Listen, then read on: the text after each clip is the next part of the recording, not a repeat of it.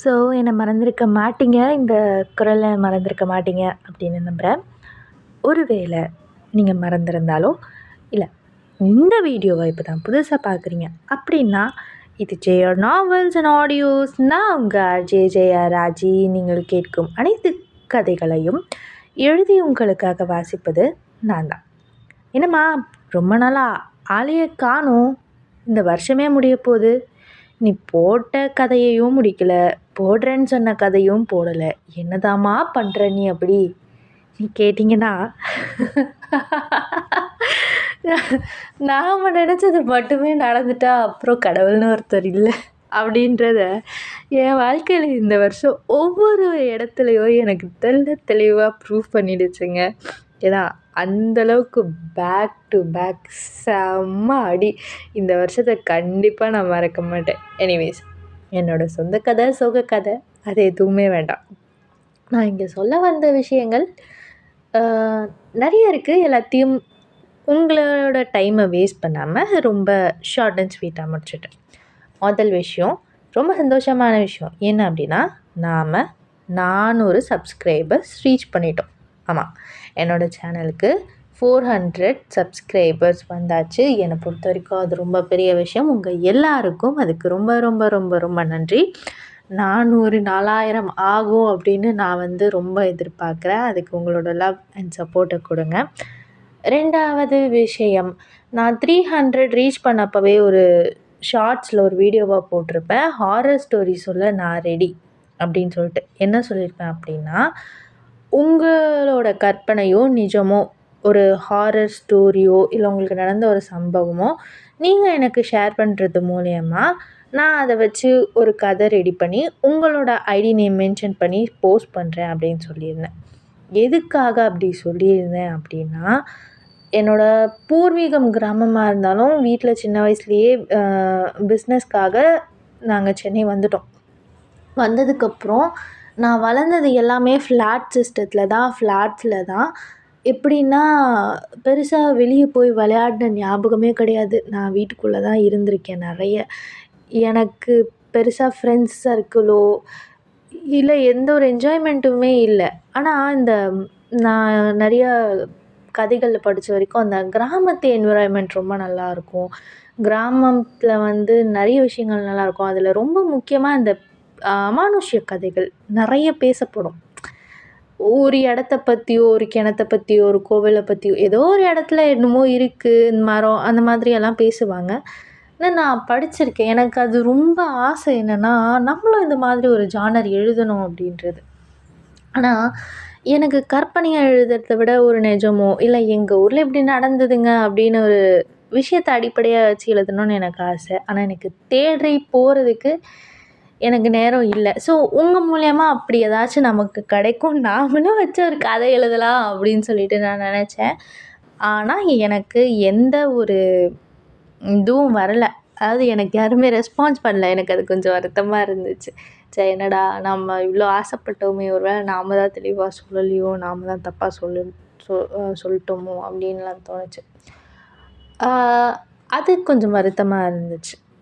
இப்போவுமே ஒருவேளை உங்களுக்கு ஏதாவது எக்ஸ்பீரியன்ஸ் இருந்துச்சு அப்படின்னா, நம்ம சேனலுக்கு அப்படின்னு இன்ஸ்டாகிராம் அக்கௌண்ட் இருக்குது. அது பெருசாக உங்களுக்கு தெரியலன்னு நினைக்கிறேன். நானும் அது தெளிவாக சொல்லலை. நான் அந்த ஐடியை இந்த வீடியோ டிஸ்கிரிப்ஷனில் டேக் பண்ணுறேன். விருப்பப்படுறவங்க கண்டிப்பாக ஃபாலோ பண்ணிக்கோங்க.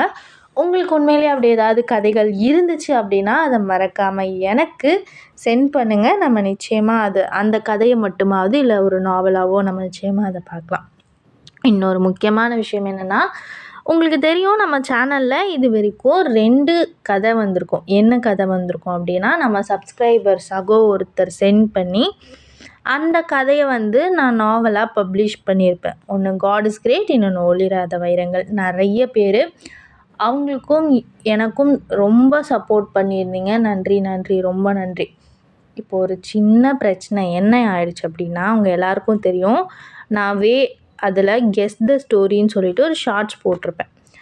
அதில் நாங்கள் ரொம்ப எதார்த்தமாக பேசிகிட்டு இருந்தோம். அப்போ அவரை நான் இப்படி ஒரு பேட்டர்னில் வீடியோ போட்டதுக்கு என்னை அப்ரிஷியேட் பண்ணியிருந்தார்.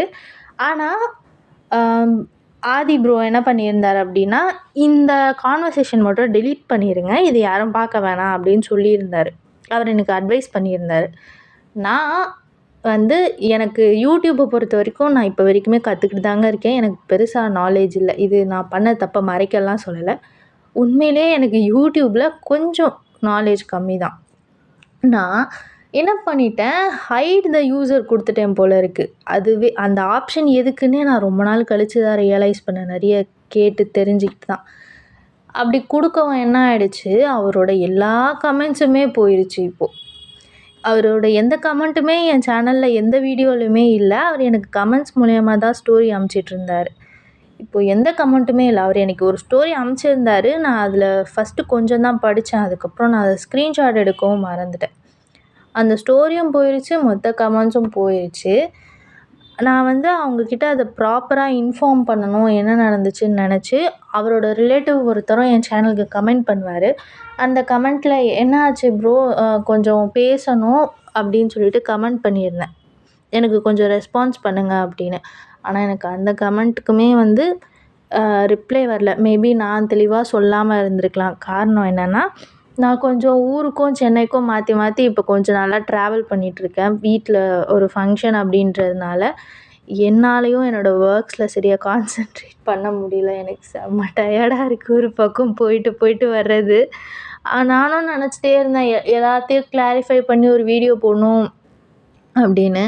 பொதுவாக இந்த மாதிரியான வீடியோ எடுத்தால் என்ன பேசணும் ஏது பேசணும்னு ஓரளவுக்கு ஸ்கிரிப்ட் ப்ரிப்பேர் பண்ணி தான் பேசுவேன். இந்த வாட்டி அது கூட இல்லை. நானும் 2-3 நாளாக இதுக்கு ரெக்கார்ட் பண்ணணும்னு நினச்சி பண்ணாமல், இப்போது சரி நம்ம என்ன நினைக்கிறோமோ அதை மட்டும் பேசுவோம் அப்படின்னு சொல்லிட்டு எந்த ஸ்கிரிப்டும் இல்லாமல் உட்காந்து பேசிகிட்ருக்கேன். இதுதான் ஆதி ப்ரோ நடந்தது. ஒரு வேளை நீங்கள் இந்த வீடியோ பார்த்தாலும் சரி, இல்லை வேறு யார் மூலியமாவது உங்களுக்கு இந்த வீடியோ வந்து சேருதுனாலும் சரி, இதுதான் விஷயம். நான் தெரியாமல் அந்த ஹைட் த யூசரோ என்னமோ ஒரு இது கொடுத்து வச்சுருக்கேன். அதனால் எல்லாமே போயிருச்சு. அது வேணும்னு பண்ண விஷயம் கிடையாது. உண்மையிலே தெரியாமல் தான் பண்ணேன். இதனால் சில பேருக்கு என் மேலே கோவம் கூட வரலாம். அது எப்படிம்மா நீ தெரியாமல் பண்ணிட்டேன்னு சொல்லுவேன், அதுவும் நடந்து ரொம்ப நாள் கழிச்சு இப்போ வந்து கிளாரிஃபிகேஷன் கொடுக்குறியா அப்படின்னா, என்னோடய சுச்சுவேஷன் எனக்கு இப்போ தான் டைம் கிடச்சிது அப்படின்னு சொல்கிறத விட, இப்போ தான் நான் கொஞ்சம் ஃப்ரீயானேன். ஆனால் இல்லை, நான் திருப்பி ஊருக்கு கிளம்பணும் இப்போது. ஸோ எனக்கு கிடைச்ச சின்ன கேப்பில் நான் இந்த வீடியோ ரெக்கார்ட் பண்ணுறேன். ஸோ ஒரு வேளை நான் செஞ்சது உண்மையிலே தப்பு தான், எனக்கு வந்து அது தெரியாமல் நடந்திருந்தாலும் இது தப்பு தான். ஸோ உங்கள் வீட்டு பிள்ளையாக நினச்சி என்னை மன்னிச்சிடுங்க. ஆதி ப்ரோ, நிஜமாகவே அது தெரியாமல் நடந்த ஒரு விஷயந்தான். எனக்கு தெரியல, ஒருவேளை உங்கள் யாருக்காவது இதுலேருந்து எப்படி வெளியே அதாவது அந்த ஆப்ஷனை எப்படி வந்து அனேபிள் பண்ணணும்னு தெரிஞ்சால் கூட எனக்கு சொல்லுங்கள், நான் தெரிஞ்சுக்கிறேன். தெரியாத விஷயத்தை தெரிஞ்சுக்கிறதுல தப்பு இல்லையா? தப்பு இல்லை ரைட்? ஐயோ ரொம்ப உளருது. தப்பில்லை. அப்புறம் இன்னொரு விஷயம் என்ன அப்படின்னா, நான் சொன்னேன் இல்லையா எனக்கு ஹாரர் ஸ்கிரிப்ட் எழுத ஆசை அப்படின்னு சொல்லிட்டு.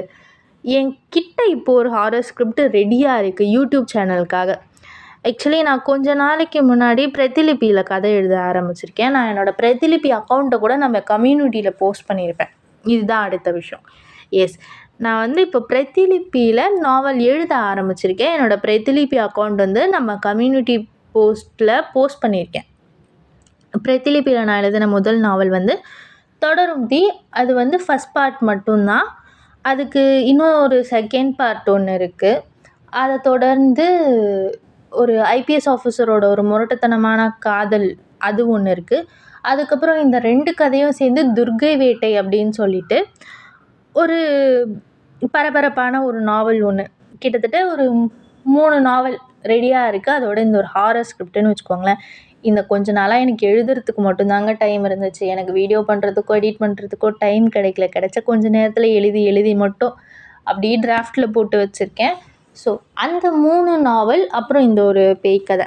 இந்த ஒரு பேய் கதையோட ஃபஸ்ட்டு 3 எபிசோட் வந்து நான் கம்யூனிட்டியில் போஸ்ட் பண்ணுறேன், சரிங்களா? அதை படிச்சுட்டு உங்களுக்கு அந்த கதை பிடிச்சிருக்கு அப்படின்னா நான் ஒரு ஓட் போல் ஒன்று செட் பண்ணுவேன். அதாவது நெக்ஸ்ட் டியூஸ்டே ஒரு ஓட் போல் செட் பண்ணுவேன். அந்த ஓட் போல்ல இந்த கதை படித்தது உங்களுக்கு பிடிச்சிருந்தது அப்படின்னா, எத்தனை பேருக்கு இந்த கதை பிடிச்சிருக்குன்றத பொறுத்து நான் அந்த பேய் கதையை ஆடியோ புக்காக ரிலீஸ் பண்ணுறேன். சரிங்களா? நான் ரொம்ப எஃபோர்ட் போட்டு ஒரு கதை ரெடி பண்ணி, அது வியூஸும் போகாமல் கமெண்ட்ஸும் போகாமல் நான் ராத்திரி பகலாக தூங்காமல் உட்காந்து என் ஹெல்த்தை ஸ்பாயில் பண்ணுறதுக்கு உங்களுக்கு அந்த கதை பிடிச்சிருக்கா இல்லையான்னு தெரிஞ்சு அப்புறம் நான் பப்ளிஷ் பண்ணுறது இட் மேக் சென்ஸ். இது இந்த வருஷத்தில் அதிகமாக அடி வாங்கினதில் எனக்கு ஞான உதயம்னு சொல்லலாம். சரிங்களா? ஸோ நான் அந்த கதையை உங்களுக்கு பிடிச்சிருந்தா மட்டும்தான் பப்ளிஷ் பண்ணுவேன். இது ஒரு விஷயம். அப்புறம் தொடரும் தீ உண்மையிலேயே ஒரு நல்ல ஒரு ஹார்ட் வார்மிங்கான ஒரு லவ் ஸ்டோரி. எனக்கு இந்த ஹார்ட் வார்மிங் லவ் ஸ்டோரியெல்லாம் ரொம்ப பிடிக்கும் சிஸ்டர் அப்படின்னு சொன்னீங்கன்னா, நீங்கள் தாராளமாக அந்த கதையை படிக்கலாம். அந்த கதைக்கான மற்றும் என்னுடைய எல்லா கதைகளுக்குமான உங்களது விமர்சனங்கள் வரவேற்கப்படுகின்றது. இதுவரைக்கும் உங்களிடம் பேசிக்கொண்டிருந்தது நான் ஆர்ஜே ஜெயா ராஜி. தொடர்ந்து உங்கள் மனம் கவரும் நாவல்களோடு உங்களை மீண்டும் சந்திக்கும் வரை உங்களிடமிருந்து விடைபெறுகிறேன். நன்றி, வணக்கம்.